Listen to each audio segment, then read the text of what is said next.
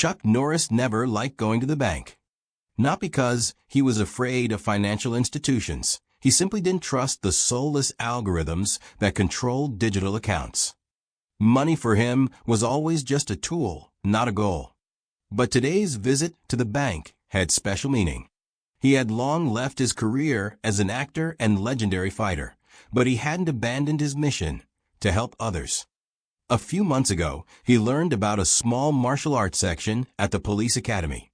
It existed rather formally: old, worn-out mats, torn punching bags, and a lack of proper training equipment. But what impressed him the most wasn't that.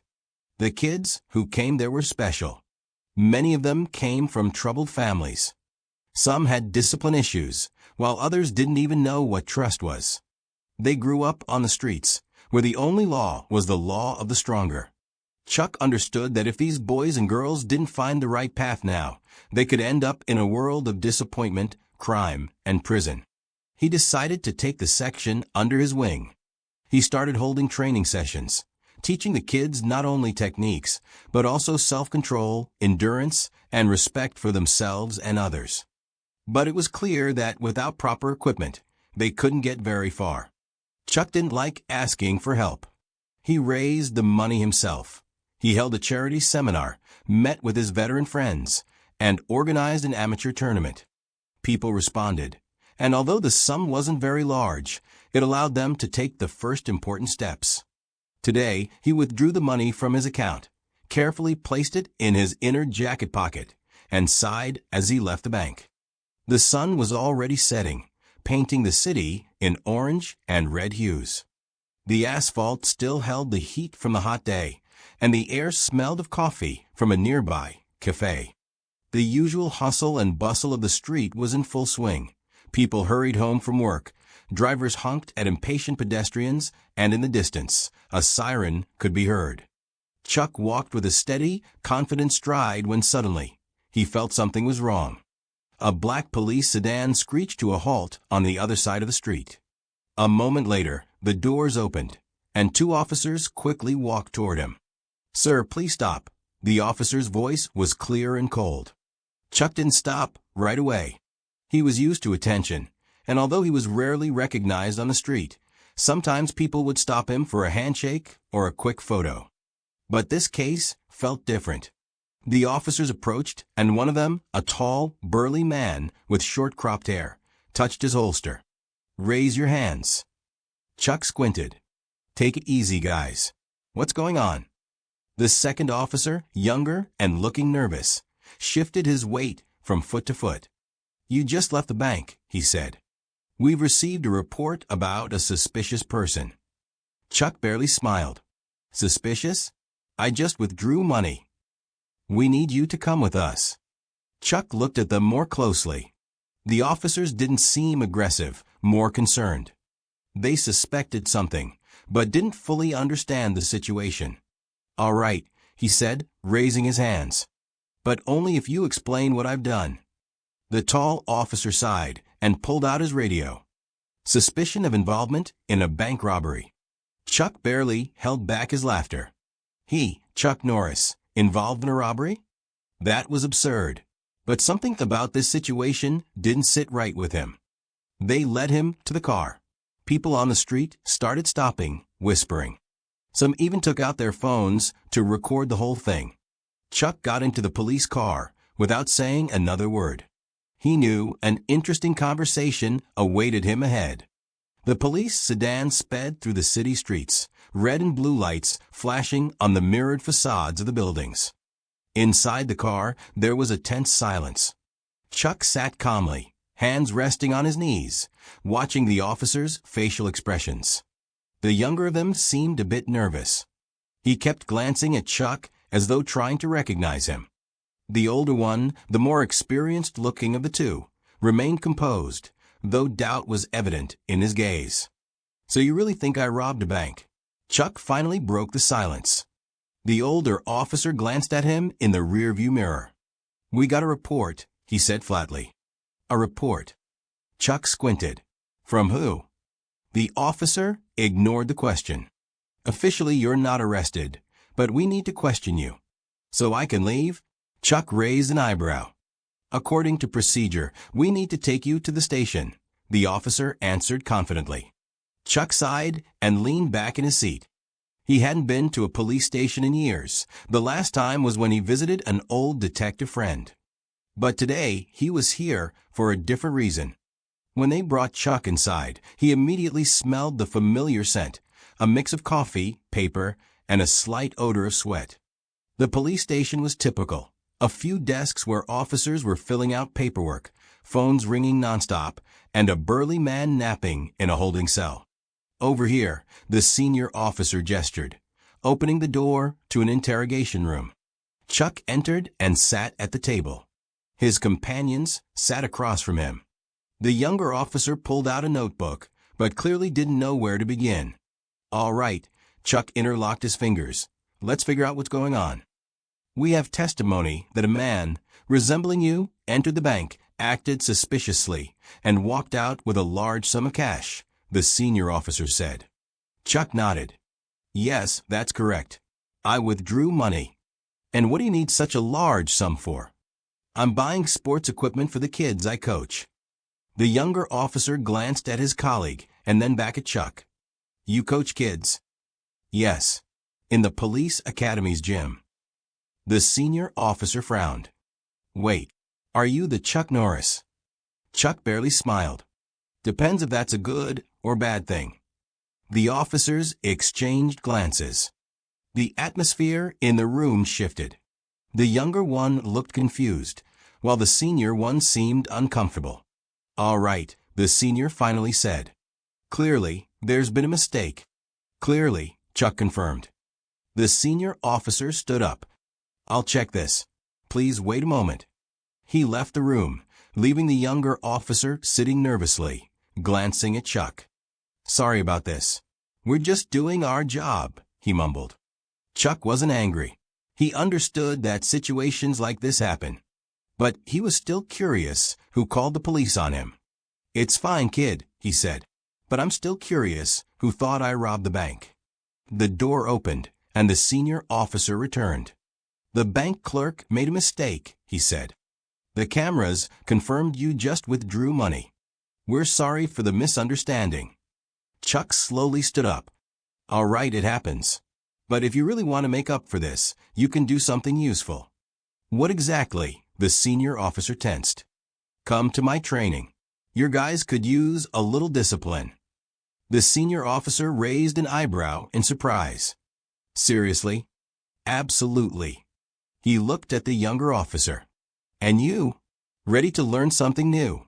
The young officer hesitated, but then nodded slowly. "All right, I'll come." "I will too," added the senior officer. Chuck smiled. Not only had he proven his innocence, but it seemed he had found new students.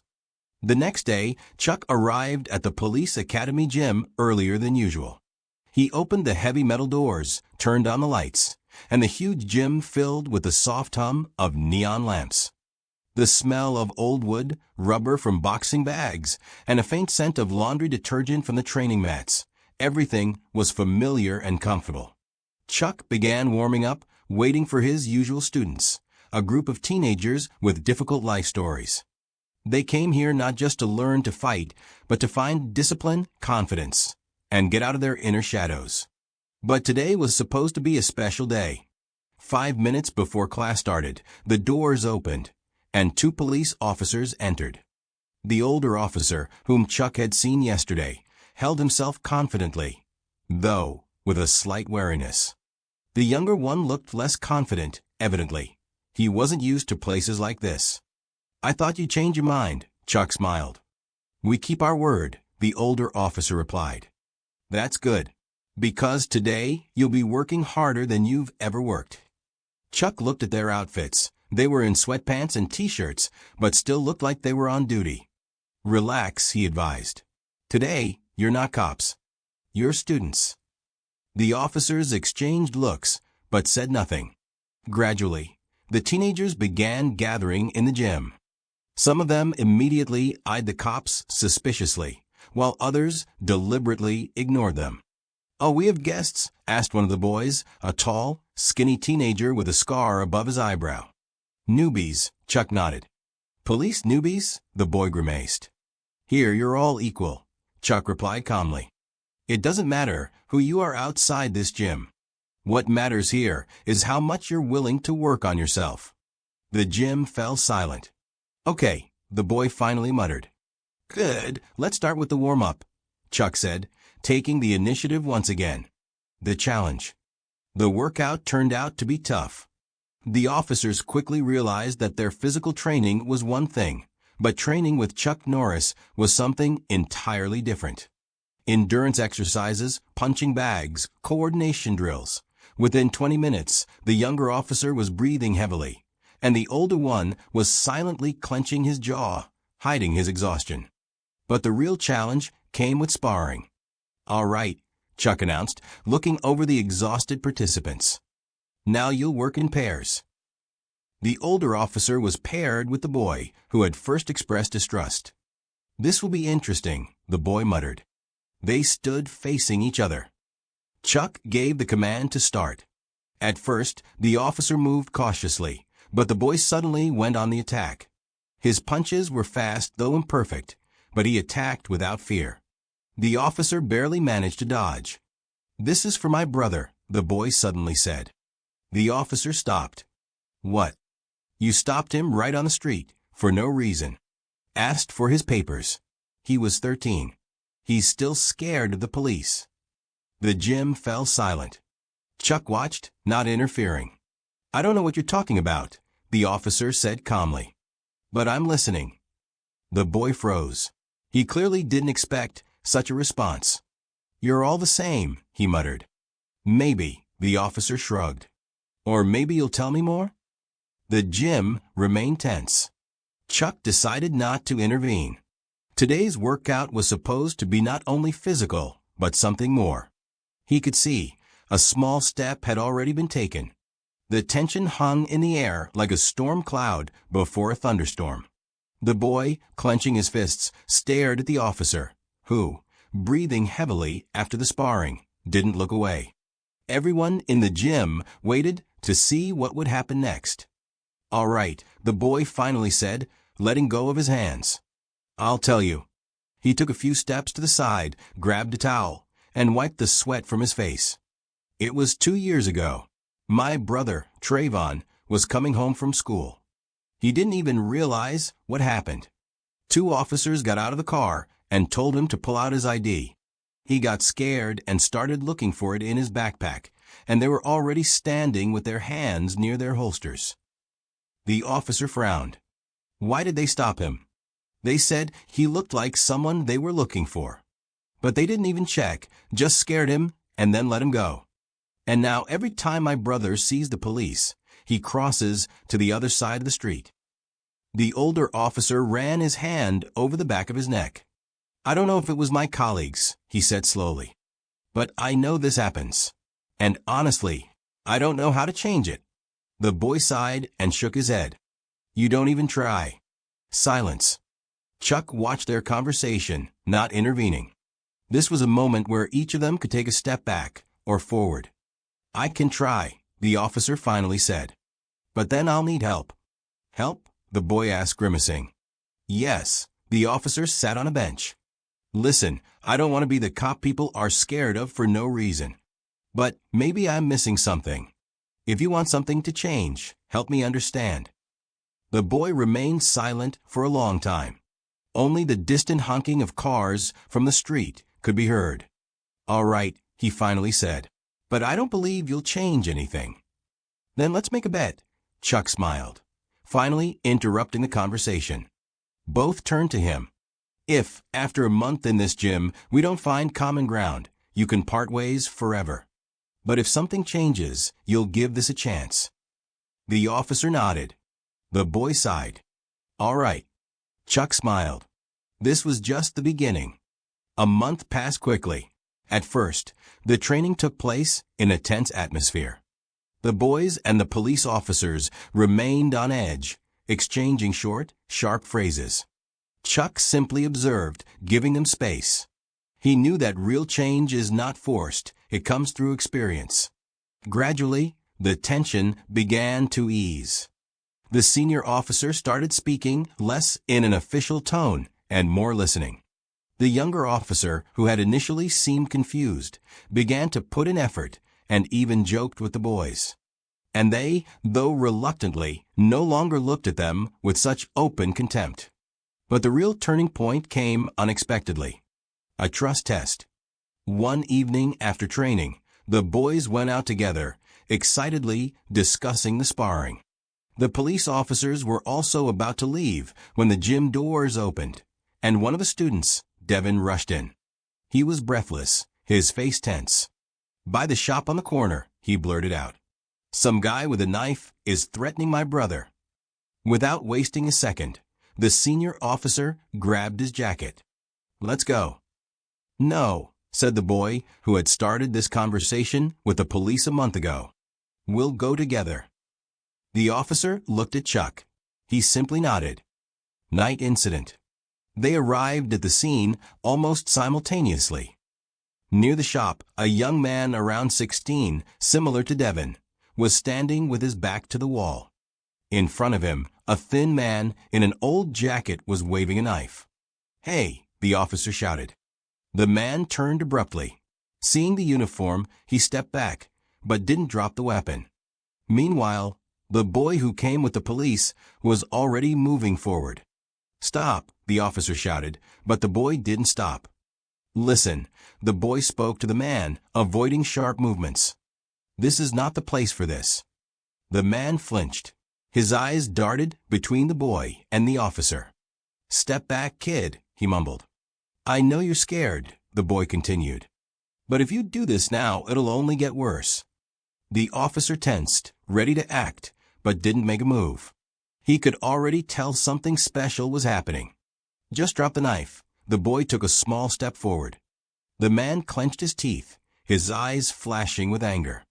But after a moment, he sighed and dropped the knife to the ground. The officer slowly approached and picked it up. "You're free," he told the boy. "We'll take care of this." The boy looked at him and, for the first time in a month, nodded without challenge. A new beginning. After returning to the gym, Chuck approached the senior officer. "So what do you think?" The officer smiled. "I think we still have a lot to learn." The boy who had refused to believe in change a month ago looked at Chuck and nodded briefly. "You won the bet," he said. Chuck smiled. "No, buddy. We all won." That evening, he left the gym knowing he had done his part, and that even a small step could change the world.